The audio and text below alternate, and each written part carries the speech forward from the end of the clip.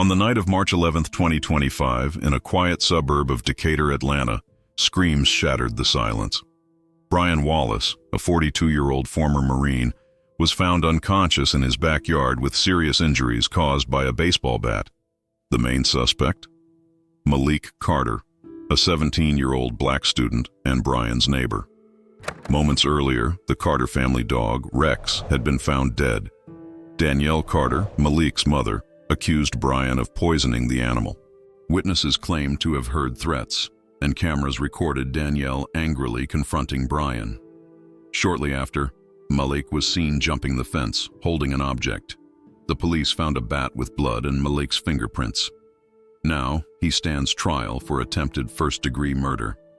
The courtroom is divided. Was it an act of self-defense in a racially tense context, or a premeditated act of revenge? The decision is difficult and falls to the jury, you, to decide at the end of this trial, guilty or innocent. The courtroom was packed. The Carter versus Wallace case had drawn local media attention and split the community.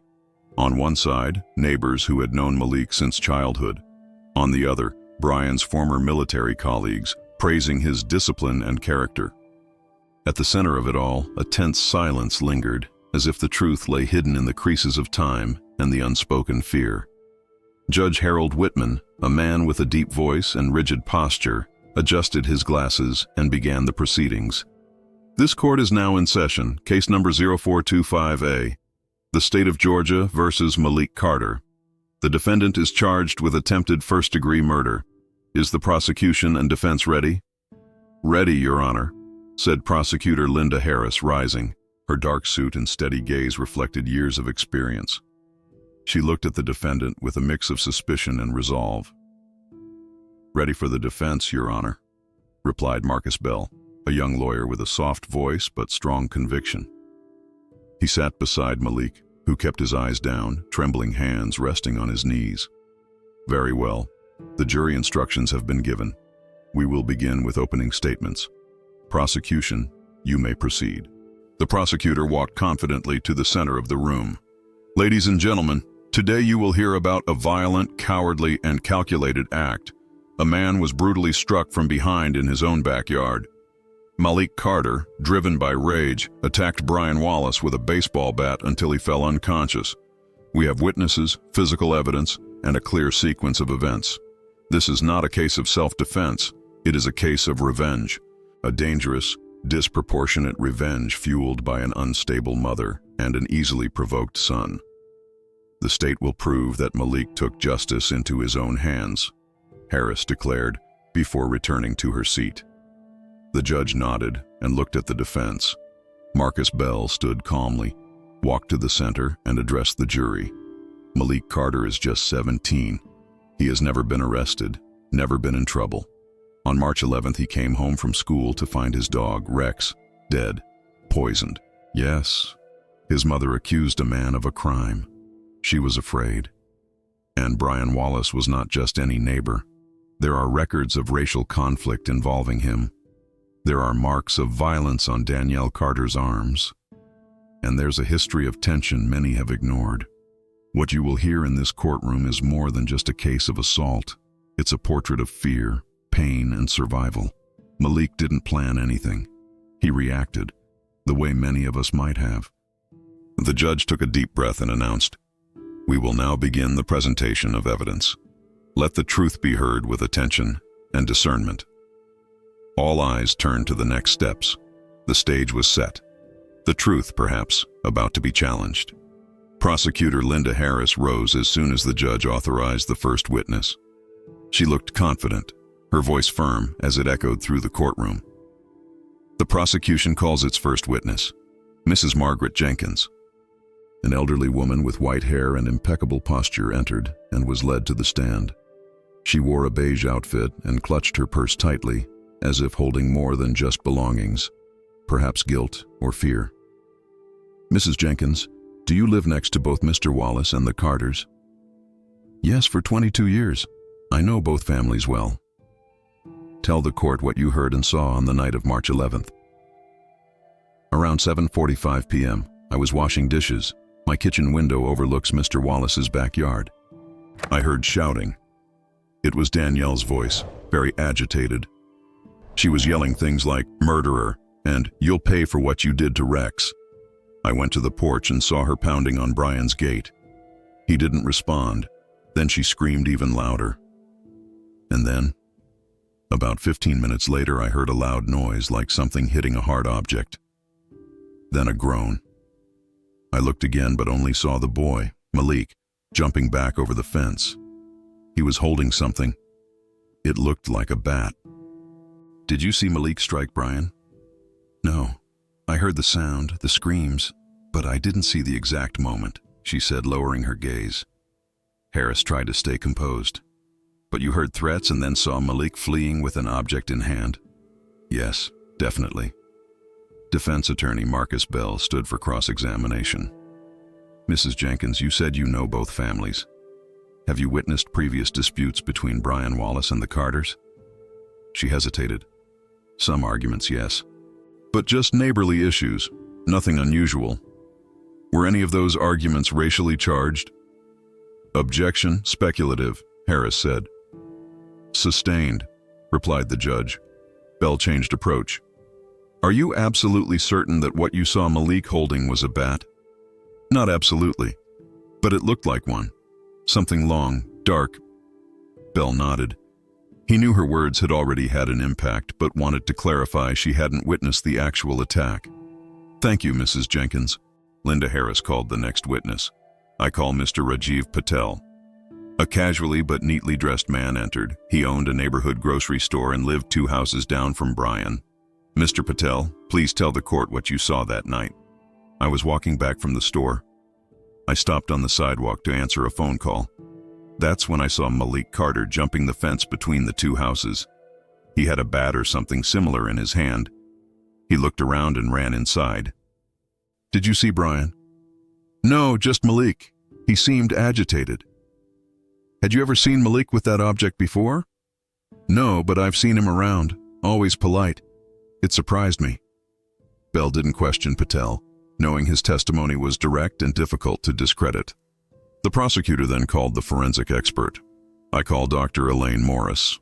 The expert entered with a thick file, wearing a lab coat and reading glasses. We examined the crime scene. The baseball bat, found behind the Carter's trash bin, had blood matching Brian Wallace's DNA. Malik's fingerprints were on the handle and upper part of the bat. And the injury? The victim suffered a blunt force impact to the back of the head, suggesting he was attacked from behind. The force was significant, likely intended to incapacitate. Were there other signs of struggle? Yes. Scratches on the victim's face consistent with human fingernails and bruises on Danielle Carter's arms, who claimed Brian grabbed her. Harris approached. "Dr. Morris, could the scratches have occurred before the head injury?" "Yes. The sequence isn't precisely determinable, but the signs suggest a physical altercation before the final blow." Bell stood. "Doctor, does the fact that the blow was from behind completely rule out the possibility of self-defense?" "No. It's possible the victim had his back turned at the time, but that doesn't eliminate the chance of a prior confrontation. So, someone trying to protect their mother could act in desperation, even if the attacker's back was turned." "Technically, yes, but I can't say for certain without more context." Bell nodded. It was a small but real opening. Harris called the last witness of the day. The court calls body language expert Dr. Henry Lowell. He entered confidently. Known from TV shows and lectures on lie detection, he wore a Navy suit and spoke theatrically. "You analyzed Danielle Carter's recorded testimony?" "Yes, at the prosecution's request. I reviewed segments where she described Brian allegedly grabbing her." "And what did you conclude?" "There are clear signs of acting, excessive blinking, dramatic pauses, inconsistency between facial expression and speech. In my opinion, Danielle exaggerated or fabricated parts of her account." Bell quickly stood. "Dr. Lowell, are you trained in clinical psychology?" "No, my field is behavioral analysis." "So you're not qualified to diagnose trauma or differentiate between real pain and hysteria?" "Correct. I can't make medical diagnoses." "And are you aware that Danielle Carter has a history of anxiety?" Harris rose. "Objection. Not proven." "I withdraw the question," Bell said, turning to the jury. No further questions. The judge made notes and called for a recess. Malik remained silent, eyes fixed on nothing. Danielle watched from the gallery, tears discreetly falling. The baseball bat, now the key piece of evidence, seemed heavier than a mere object. It carried the weight of a cursed decision, a surge of accumulated rage, a history of pain revealed in one swing. The prosecution had planted the seed of premeditation.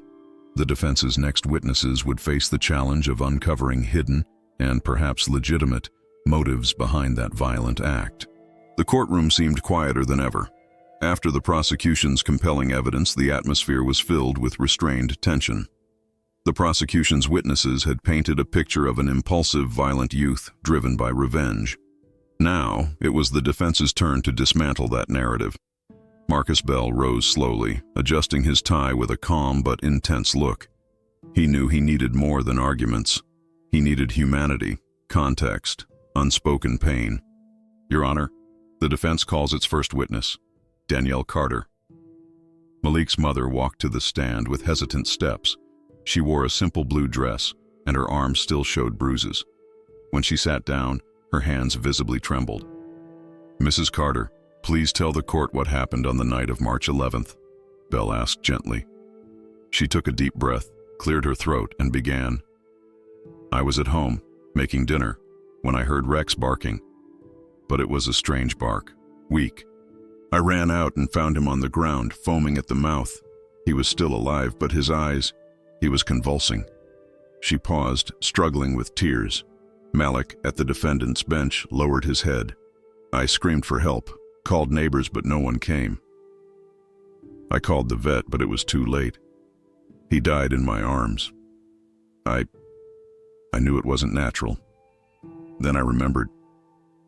Remembered what, Mrs. Carter? Bell prompted. That a few days earlier I saw Brian throwing something over the fence. A package. I thought it was trash. I was never sure, but in that moment, with Rex dead, I lost control. I went to his house. I yelled, banged on the gate. I wanted answers. And what happened? He came out to the backyard, looked annoyed. I screamed that he had killed my dog. He looked at me with disgust and said, "You people can't even raise a dog, let alone kids." Then he came at me, grabbed my arms and pushed me. That's when he whispered, "Damn," very quietly. I'll never forget it. There was murmuring in the courtroom. Bell paused before continuing. Did you tell the police? Yes, but they said, without a recording, it wasn't evidence. My word against his. Danielle, did you set a trap? Plan revenge? No, I just wanted justice for Rex. I never told Malik to do anything.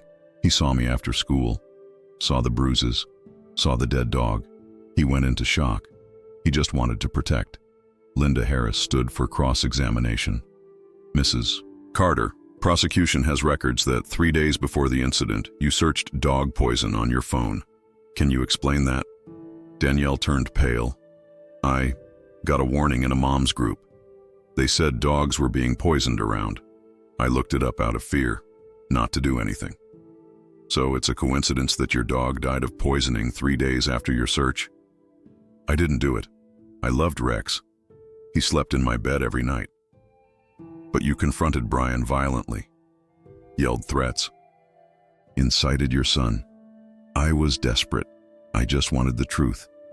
He'd already had issues with neighbors, thought he could do anything because he was white and military. Thank you. No further questions.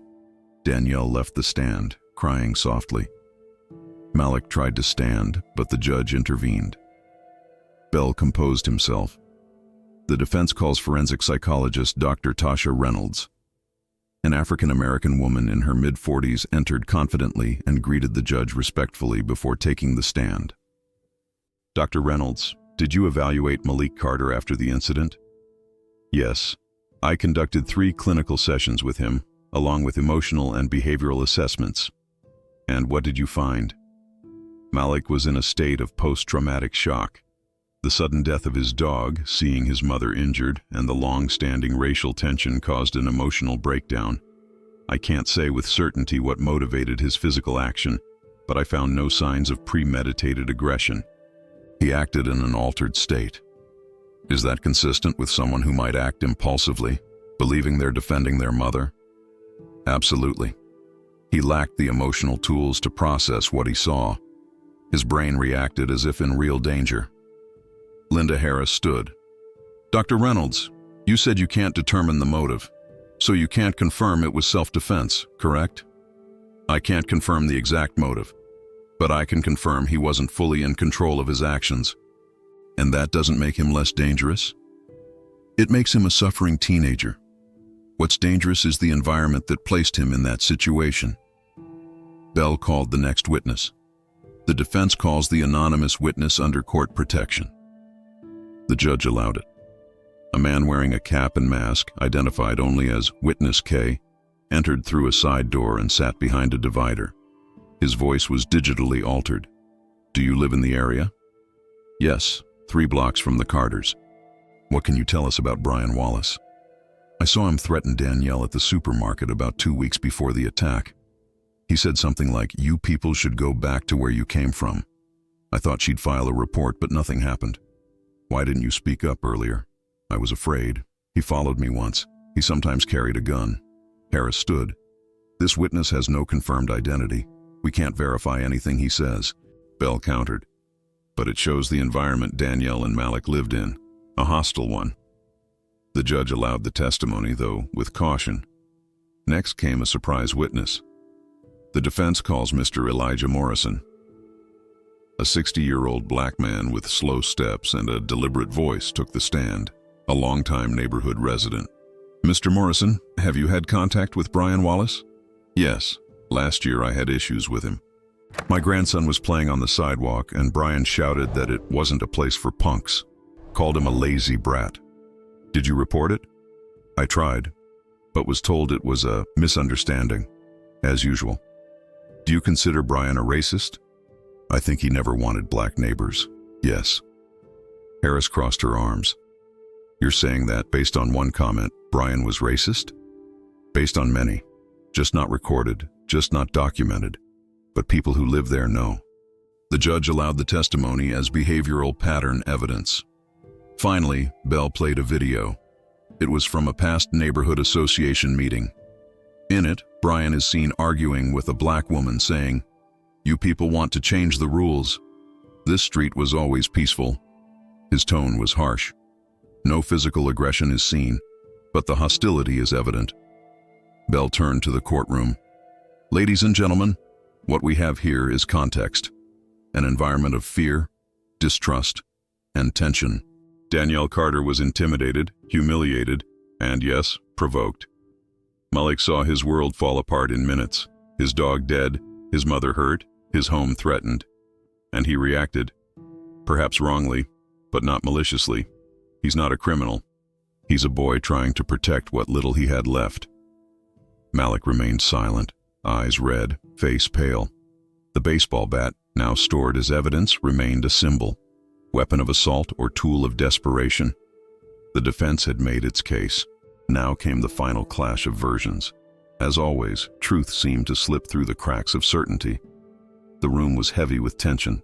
There was weight in the jurors' shoulders, in the gaze of the audience, in the subtle creaking of chairs as the attorneys moved. It was the most anticipated moment, the direct clash between the narratives. Prosecutor Linda Harris and defense attorney Marcus Bell were preparing for the final confrontation before the jury would take the case into their hands. Judge Whitman cleared his throat and announced in his steady voice, "We have reached the stage of closing arguments. Prosecution, you may begin." Linda Harris rose with a notepad in hand. Her steps to the center of the room were firm, almost military. Her gaze scanned the jury before she began to speak. Ladies and gentlemen, what we have here is a smokescreen, a clear attempt to turn an act of violence into an emotional drama. Yes, the dog died. Yes, the mother panicked. But those emotions do not erase the facts. Brian Wallace was attacked from behind with a deadly object. He suffered a traumatic brain injury. He is alive by a miracle. This was not a misunderstanding. This was attempted murder. She paused, then stepped closer to the stand with increased intensity. Malik Carter was not in danger. There was no imminent threat. He crossed the fence with a bat in his hand, and he attacked, struck someone who was turned away. That is cowardice. That is premeditation. The defense wants you to believe he reacted upon seeing his mother hurt. But look at the timeline. Malik arrived at 6:50 p.m. Danielle confronted Brian at 7:45 p.m. The attack happened nearly 20 minutes after Brian came into the yard. Malik had time. He thought, he grabbed the bat, and he acted. She briefly glanced at Malik, who was looking at the floor, shoulders slumped. Brian's blood is on the bat. Malik's fingerprints are on it. This is no mystery to unravel. It's a brutal assault. And about the racism allegation? Let's be clear. There is no recording of the supposed slur. No prior report from Danielle. No witness confirmed seeing Brian armed, threatening, or violent. The defense brought in a man with a covered face, a distorted voice, and no credentials, making unproven claims. She turned to the jury. Don't judge based on theories. Judge based on evidence. And the evidence here is clear. Malik Carter tried to kill Brian Wallace, and he must be held accountable. She returned to her seat, eyes focused, straight ahead. Now it was the defense's turn. Marcus Bell stood slowly. He walked to the center of the room with a calm but focused expression. Ladies and gentlemen, you heard the prosecutor say this is a simple case. But when are human realities ever simple? Let's remember who Malik is. A 17-year-old black teenager. Never been in trouble with the law. A student, respectful to his mother, caring for his home. On March 11th, he found his dog, his best friend, dead in the yard, poisoned. His mother, bruised, told him the neighbor was responsible. A neighbor with a history of racial hostility, as confirmed here by real testimonies. Bell paused, looked at the jury, and continued. This is not about justifying violence. If Malik had left the house with the intent to kill, we'd be looking at a cold, cruel youth. But what do we have? A boy emotionally shattered, in shock, acting in desperation. He saw his injured mother and went to confront the person who, in his mind, was a real threat.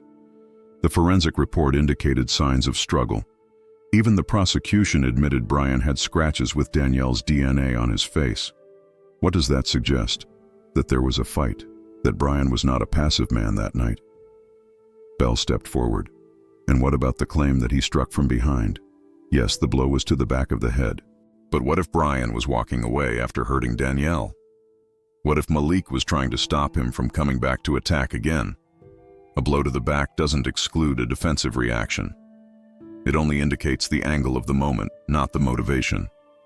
And make no mistake, he said firmly, the racial context here is not fiction. Brian Wallace had already harassed other black neighbors. There's a video. There are testimonies. If Danielle didn't file a police report before, maybe it's because many black women know their complaints are ignored. She did what she could, and in the end, her son acted as many would. He tried to protect what was left of his family. He concluded, "You are not looking at a killer. You are looking at a teenager in panic. Judge with your heart, yes, but also with justice. Malik Carter is not guilty of attempted murder. He is a victim of a system that failed him and his mother." The judge allowed a rebuttal. Harris wasted no time. Ladies and gentlemen, it's easy to romanticize a tragedy, but we must not forget the law. It doesn't matter how hard someone's past was, or how much they suffered. What matters here is that Brian Wallace was attacked with intent to kill. Malik didn't try to talk. He didn't call for help. He went and hit. Hard, with rage, with fury. That is a crime. She turned to Danielle, visibly shaken in the gallery. The mother says she was grabbed, but no camera recorded it. No neighbor saw it. The only footage we have shows Danielle yelling, agitated, while provoking Brian. Is that self-defense or a deliberate provocation? She walked slowly. About the anonymous witness. No name, no face, no proof. How can we trust that? This court does not judge based on personal fears. It judges based on evidence. And the evidence shows Malik attacked Brian without direct threat. The prosecutor finished, and the judge allowed one final rebuttal. Marcus Bell stood for the last time. Yes, ladies and gentlemen, The prosecutor is right about one thing. We must judge based on evidence. But evidence also includes context. Evidence is Danielle's bruised body. Evidence is Malik's emotional state, confirmed by a specialist. Evidence is the absence of a criminal record, the absence of a plan, and the absence of flight. He stayed home, beside his mother. He approached the jury. The prosecution wants a clean, technical judgment, ignoring what really happened that night. Ignoring that, in that backyard, a mother was humiliated, and a boy saw his childhood end with his dog's last breath. He paused, took a deep breath. Malik didn't act rightly. But he didn't act like a criminal either. He acted like someone who saw no other way out. He tried to protect his mother, his home, his dignity. Bell then returned to his seat. The room fell into silence. The judge announced, "The court now enters the final phase. The jury must analyze the facts presented and decide, with conscience and reason, whether Malik Carter is guilty or innocent of the charge of attempted murder." The courtroom fell into a thick silence, as if every person held their breath waiting for a single sound. The end. Judge Harold Whitman adjusted his glasses and carefully observed everyone present. The prosecutor and defense attorney remained still, like statues under pressure. Danielle Carter looked at her son with tearful eyes. Malik, the defendant, sat quietly, fingers tightly interlaced in his lap, eyes lost in the void, as if he knew his fate was no longer in his hands. The judge cleared his throat and spoke with firm but calm tone. After the full presentation of evidence, the court is preparing to hand the case over to the jury. Before that, I will formally review the facts, as required by legal procedure. He turned slightly to the jury and began. Malik Carter, 17 years old, stands accused of attempted first-degree murder against Brian Wallace. The events occurred on March 11, 2025 in the suburb of Decatur, Atlanta. According to the prosecution, the defendant acted with premeditation, with clear intent to cause serious harm, after a sequence of verbal confrontations between his mother, Danielle Carter, and the victim. The judge paused briefly and continued. The prosecution presented physical evidence, such as the baseball bat with the victim's blood and the defendant's fingerprints. Witnesses reported the mother's emotional outbursts and Malik's movement at the time of the attack. It was also shown that the blow struck Brian Wallace from behind, which, according to the state, indicates an unexpected attack, not self-defense. He took a deep breath. On the other hand, the defense argues that Malik acted in a state of emotional shock. They presented evidence of injuries to Danielle Carter, possibly from physical aggression. Witnesses described a history of hostile behavior by the victim, particularly against black neighbors. A forensic psychologist testified that the defendant reacted impulsively, under intense emotional distress. The defense asserts that the act was not premeditated, but rather the result of legitimate fear and a racially charged environment. The judge then looked at the jury with a serious, direct expression. The jury must now deliberate on a single question. Is Malik Carter guilty or innocent of attempted first-degree murder?